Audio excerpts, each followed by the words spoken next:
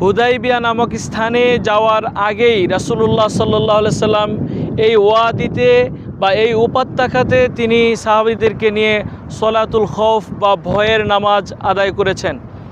বিদায় হজের সাথে রাসূলুল্লাহ সাল্লাল্লাহু আলাইহি সাল্লামের আরেকটি স্মৃতি বিজড়িত, যখন নবী করিম সাল্লাল্লাহু আলাইহি সাল্লাম সাহাবীদেরকে নিয়ে ইহরামরত অবস্থায় এই ওয়াদিতে পৌঁছলেন।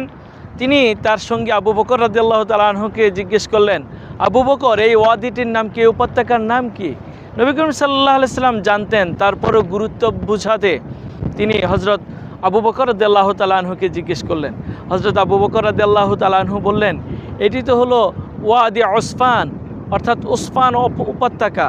রাসূলুল্লাহ সাল্লাল্লাহু আলাইহি সাল্লাম তখন বললেন, মাররা বিহি হুদ ও সালেহ, যে এই ওয়াদি উসফান দিয়েই আল্লাহর দুজন নবী হুদ আলাইহিস সালাতু ওয়াস সালাম এবং সালেহ আলাইহিস সালাম এবং তাদের সাথে দুজন যুবক লাল উটে করে চড়ে গিয়েছেন। অনেক বর্ণনা আছে, রাসূলুল্লাহ সাল্লাল্লাহু আলাইহি সাল্লাম বলেছেন, লাকাদ মান্না বিহি হুদ নূহ ওয়া সালেহ, আরেকবার